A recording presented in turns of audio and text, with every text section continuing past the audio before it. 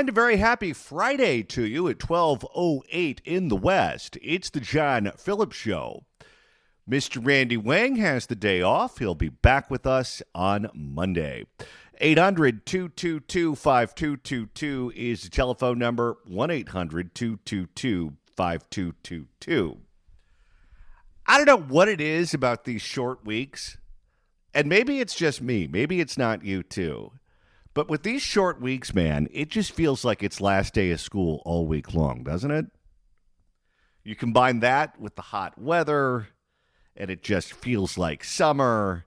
It feels like there's not a whole lot of commerce going on. People are going on vacation. People are having barbecues. People are in the pool. They're playing golf. Or if you're a dummy like me, you decided to use a Friday morning in summer to go to Costco, which apparently is full contact sport, especially if you're doing it on a Friday in summer. And let me tell you, with the Olympics coming to town, that's a sport they should consider. If you can go to Costco on a 10 a.m. on a Friday and make it out alive, you win the gold medal. And that would be one sport where the transgenders want to compete against the men. Because let me tell you, the women in Costco can be vicious. The last place you want to be is standing in between the Chardonnay and some wine mom headed for a deal.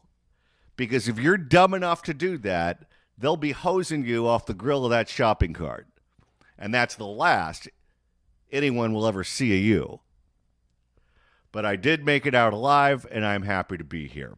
And boy, do we have a big show for you today. Dan Walters will join us after the news at 1 as part of the Fix California Hour. Longtime columnist for the Sacramento Bee, Cal Matters, currently always a voice of reason in the state capitol. Coming up at 2 o'clock, we're going to check in with the former mayor of Huntington Beach and current state senator Tony Strickland. And then after him, my pal Donna Kaufman will be here. Donna Kaufman is an interesting character, longtime friend of mine, and she is a true crime reporter. She's written a number of books about true crime with Cyril Wecht, who was the coroner out in Allegheny County out in the state of Pennsylvania. But before she became a true crime reporter, Donna was a comedy writer, a very prolific comedy writer. She wrote the Weekend Update for Colin Quinn over at Saturday Night Live. She wrote for Mad TV. She wrote for any number of television shows. And in addition to all of that, she created characters at the Groundlings Theater in Los Angeles. She and Cassandra Peterson collaborated, created the character of Elvira, Mistress of the Dark. And another character that she collaborated with someone else on to create at the Groundlings Theater that became an iconic character was the character of Pee Wee Herman with Paul Reubens. And I don't know if you've seen the ads for the television show that's coming out, but Paul Reubens, of course, passed away some time ago, but recorded a documentary where he wanted to set the record straight and tell the real story about Paul Reubens and Pee Wee Herman. And Donna Kaufman, who helped create that character with Paul Reubens, said, "Oh boy, are they rewriting history." And she's going to be here at 2:35 to tell the real story of Pee Wee Herman, the story you will not see on that documentary that is going to air. In fact, it may be airing right now. I'm not entirely sure. But Donna, it's out? Okay, so it's out right now. So maybe you've watched it. Maybe you plan on watching it. Donna Kaufman will be here to offer her perspective on all of that. But first, if you've been watching television, and it doesn't even matter which channel, you have seen Jake Tapper, my former colleague over at CNN, who has a book out saying that Joe Biden is senile. Now, I know that's like writing a book saying the sky is blue, saying ice cream tastes good, saying the Clippers are going to lose. You know, one of these things that you just assume that everyone knows. But apparently there's an entire population of people out there who didn't know this fact. And this book is a revelation that Joe Biden in fact, had lost his marbles a long time ago, and other people were running the country whose names were not Joe Biden. He's been on all the programs on his own network. He's been on the rival networks. He's been on morning television. He's been on all the podcasts, all the blogs. There have been reviews in magazines, in newspapers. Everywhere you can go, Jake Tapper has been. He would go to the opening of an envelope if he was invited to that. But despite all of this buzz for the book, and I think the book is selling very well, and despite the fact that he's everywhere, his ratings over at CNN have apparently been plummeting. Listen to this. The Lead with Jake Tapper averaged 525,000 total viewers from April 28th through May 25th. Shedding 25% of CNN's audience in his time slot from the same period last year. By comparison, Fox News' The Five and Special Report with Bret Baier averaged 3.3 million viewers from April 28th through May 25th. MSNBC also beat Tapper. It was Tapper's lowest rated month since August of 2015. And it's not just Jake Tapper who's seen a drop in the ratings. So has rival cable network MSNBC. Their new primetime lineup, which debuted on May the 5th, failed to connect with viewers in its first 3 weeks as the network saw its audience decline to near record lows, especially in the key 25-54 age demographic. Overall, for May, MSNBC dropped 41% in their primetime demo and 34% in the total day demo compared to May of 2024. And it's not just what's going on cable. The late night programs, The Tonight Show, Jimmy Kimmel, all of the others, Stephen Colbert, those network late night shows are now losing regularly to Greg Gutfeld, who has been declared by a number of publications to be the king of late night television, despite the fact that he's on cable and not network television. Right now, the NBA playoffs are happening, and it's been a bad year for the NBA on television. Their ratings are down 2% from where they were last year, and the league is celebrating that because apparently earlier in the season, they had been down a whopping 20%. And I guess their Christmas Day games did okay, and they started to bounce back a little bit. But year to year, they're down by 2%. And I've seen a lot of chatter on all the programs about what's leading to all of these drops in ratings, a drop in numbers. Why are people not watching? And you hear the theories of people are cutting the cord, people aren't watching cable anymore, people don't pay attention to the news the way they used to. They're getting everything from social media, they're getting everything from TikTok, they're getting everything from X. People are text messaging them, they're getting direct instant messages, all of those things. And so people just don't consume the product the way they used to. That's something that is a common answer that you see all over the place. But I have a different spin on it, and it's entirely possible that that is going on and that is impacting the ratings and it's impacting the number of people who are exposed to these television programs and NBA games. But I have a little bit of a different theory, and that's this. Whether it is the NBA or late night television or cable news, whatever the case may be, all of these institutions rely on conflict to make it interesting. And the conflict that is as old as time, from the Bible to reality TV, is good versus evil. The hero versus the villain. The face versus the heel.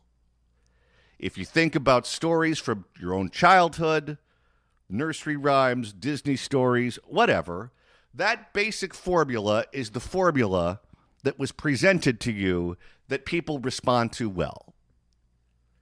You look back at the NBA, for example, since we mentioned their ratings. You look back to what I regard as the golden era of the NBA, the 1980s and 1990s. And what was it that generated interest in the NBA back then? It was conflict. It was rivalries. If you were a Laker fan, you would put sugar in the gas tank of every Celtics fan you knew because you hated them with the hot, hot hate of 1,000 suns, and boy, was it fun to hate them. It's not just the Lakers and Celtics. There were rivalries all over the NBA back then. Regional, national powerhouses, you name it. There were dynasties that were created, and oh man, was it fun to watch. And then over time, it became less about the teams and more about the superstars. You couldn't wait to watch Kobe Bryant go up against Michael Jordan. Michael Jordan was the older guy who was the best player in the history of the sport, and Kobe Bryant was nipping at his heels. And would Kobe Bryant do better eventually than Michael Jordan? When the Lakers would play the Bulls, oh my God, the interest level in that game. They usually did it on Christmas Day because why not? Everyone's at home in front of the TV, but you couldn't wait to watch it. Or Shaquille O'Neal wrestling around in the paint with another big center, Akeem Olajuwon, Patrick Ewing, David Robinson, whomever. And the interest level in the sport back then was off the charts, through the roof. You couldn't wait to watch the next game. And now these teams can't fill the arena. The ratings are awful. People have lost interest. You go back to the golden era of late night TV, post Johnny Carson, and the rivalries that existed between Jay Leno and David Letterman were fierce. Those two hated each other. You were a Leno person or you were a Letterman person, and you didn't change the channel. And then you had other conflict. Would NBC push Jay Leno out and have Conan O'Brien replace him? There was a rivalry between Jay and Conan, and everyone knew that. And oh my God, was it fun to watch. People loved watching late night television. The cable news wars, when it was CNN versus Fox, and would Hannity and Combs overtake Larry King. The rivalry, the conflict was phenomenal. You couldn't wait to see what was going to be on television that night. And you could just take those principles and apply it to just about anything. And the more conflict there was, the more rivalries that existed, the more that the good guys were battling the bad guys, the more interest there was. And now the opposite is true. Now you watch late night TV, and they're all rich, and they're all buddies, and they're all friends with one another, and they go to dinner with one another, and they go on vacation with one another, and they socialize with one another. And the rivalry that now exists in late night TV is not between one show and another show. It's between all the shows and the audience. They hate half the country. They hate the voters. They hate the population who lives here. And it's them versus the rest of us. Well, if you're the rest of us and you're not them, that's not as fun to watch. With the NBA, the interest isn't between the rivalries between the teams. It is their politics, their attitudes towards race, their attitude towards any number of subjects, social subjects, where it's the league, where they're all buddies with one another, and they hate the audience. They think the audience is too rich. They think the audience is too white. They think the audience is too affluent, whatever the case may be. It's them versus us. With cable news, they're all friends. They're all buddies. You see Jake Tapper go on with Morning Joe, and they're all yucking it up, having a good time. The rivalries that used to exist outside of Fox, those rivalries still do exist, are non-existent. And when you take the good guys versus bad guys away from the presentation, away from the rivalries between people on one network and people on another network, or one team and another team. You take that element out, you take all the fun out with it. And then when you put them against the audience, it goes from something where the fun has been extracted to something where they actively piss you off. And I think that's the reason that the ratings are dropping like a stone for all of these different things. If they want people to tune back in and watch the NBA, make it fun. Bring back the rivalries. Bring back the conflict between teams. You want me to watch late night TV? Bring back those conflicts like we saw with Leno and Letterman. That was fun. It's not fun to watch right now. And I'm curious to hear from you at 800-222-5222, 1-800-222-5222, if you see it the same way. While the NBA playoffs are going on, while Jake Tapper's ratings are sinking like a stone, is it not fun to watch those programs anymore? Because I have to admit, as someone who used to consume a whole lot of all of it, a lot of it just isn't fun for me to watch anymore, and now I watch other things. What say you? At 800-222-5222, 1-800-222-5222. Your calls coming up right here on The John Phillips Show. Hey guys, John Phillips here for Hollywood Suits. I was never a big fan of shopping for suits with the hassle of going all over the mall to find everything you need. Well, not anymore.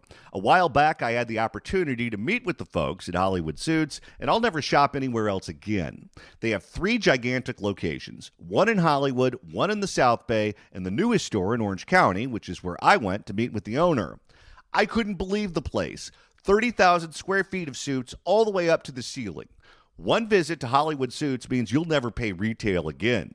You can get 3 wool suits made in Italy, the highest quality your money can buy, for $599. How? Well, the owner of Hollywood Suits is the biggest suit manufacturer in the world. They even carry all the big names like Armani, Canali, and Salvatore Laurenti for prices I can't even mention on the radio. They're all at Hollywood Suits.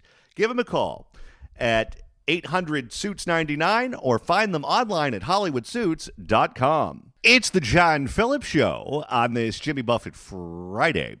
If you'd like to email the show, you can do so at johnnydon'tlikeshow@gmail.com. That's johnnydon'tlikeshow@gmail.com.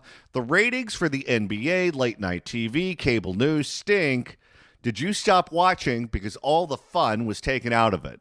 I did. What say you? At 800-222-5222, 1-800-222-5222.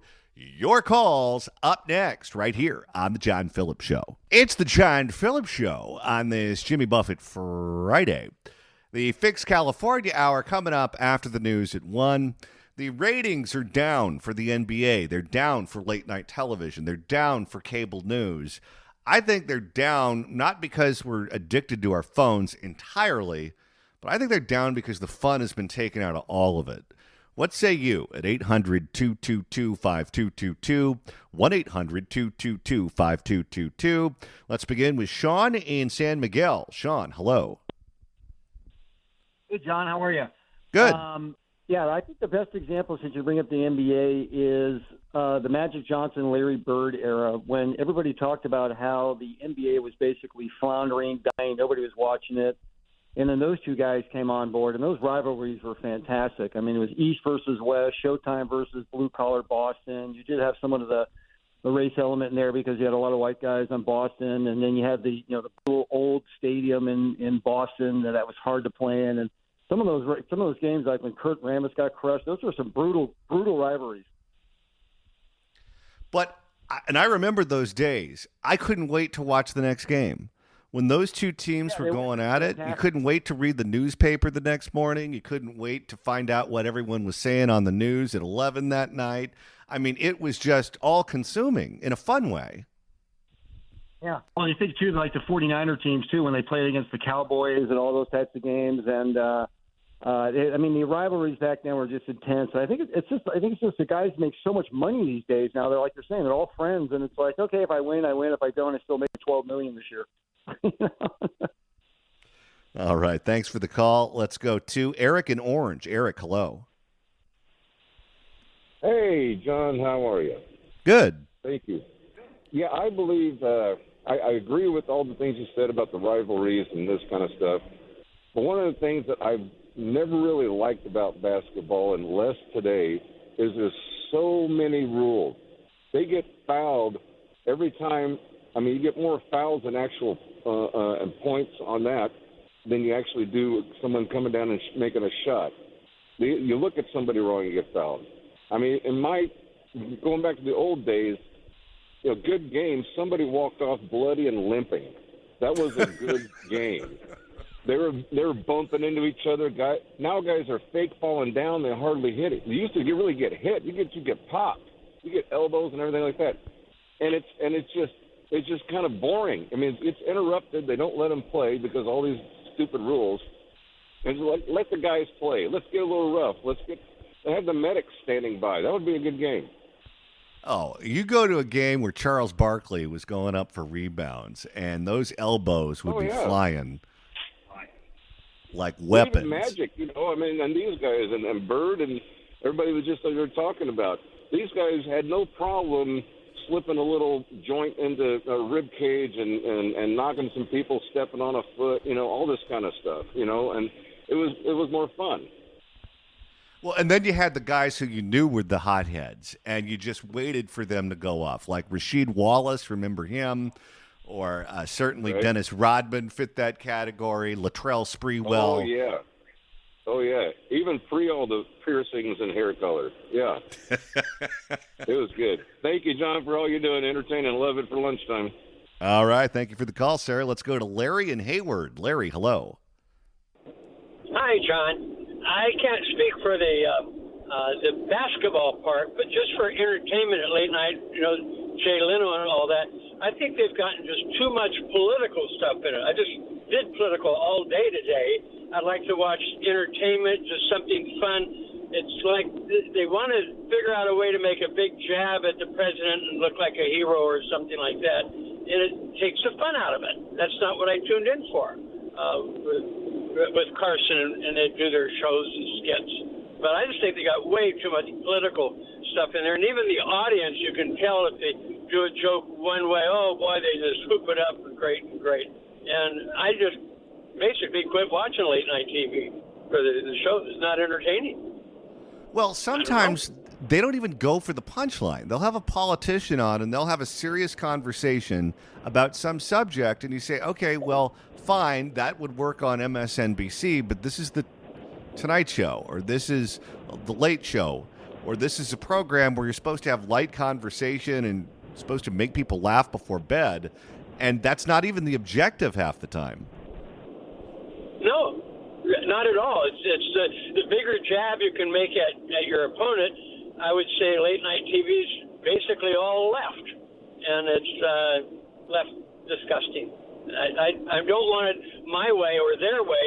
I just like it entertaining and fun to hear about the celebrity or what they're into or what they're doing.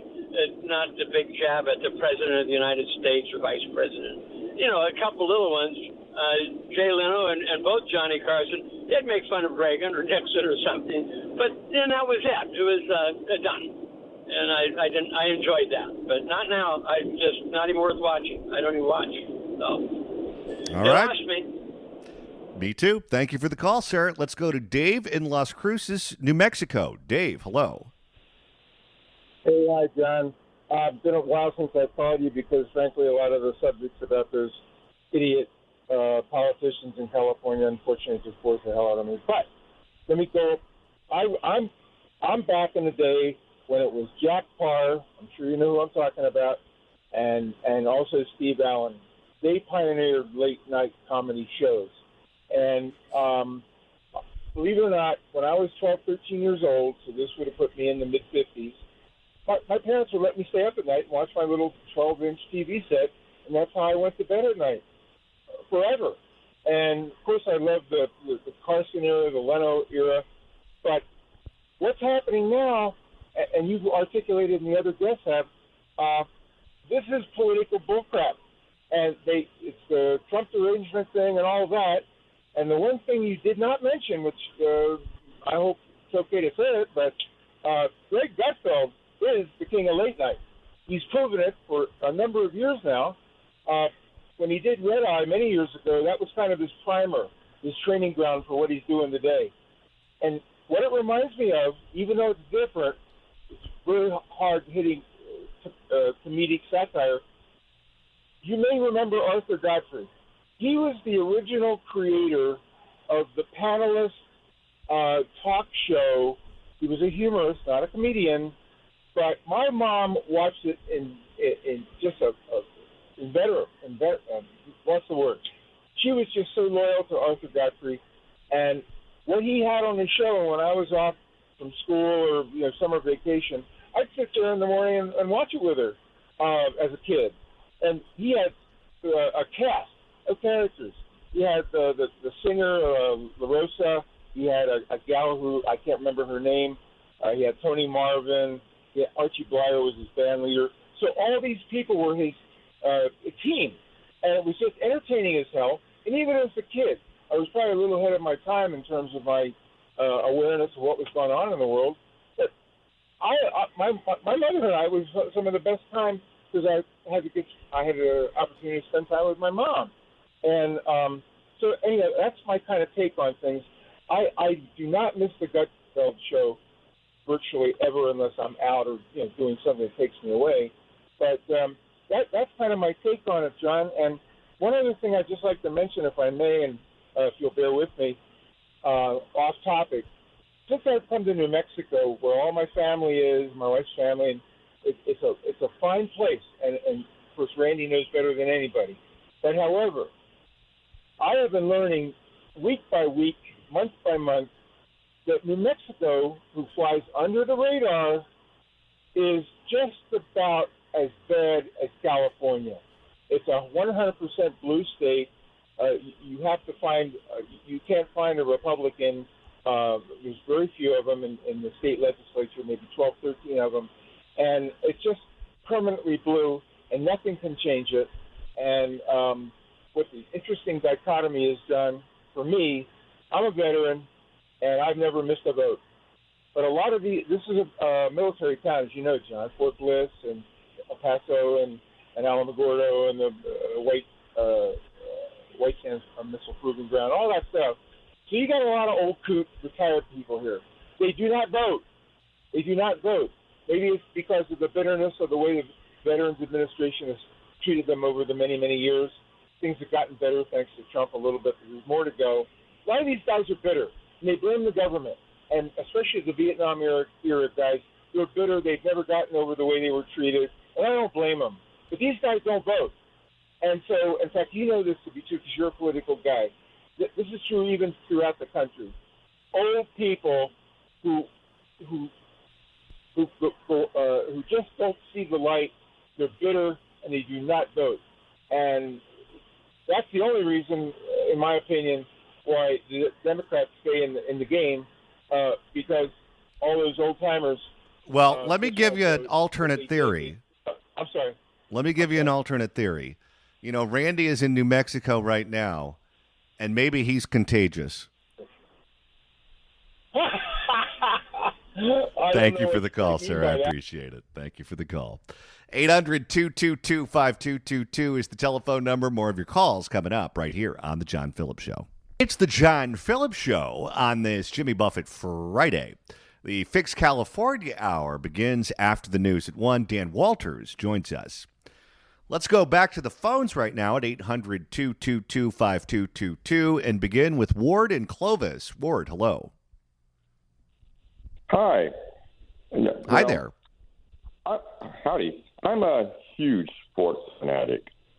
I was born with a Raiders silver spoon in my mouth back, because I was born in Oakland. But sports is not the same as it once was. Everything really changed right around COVID time. And that's when, wokeism woke up. if you remember, the NBA started playing in the bubbles. They're at Disney World.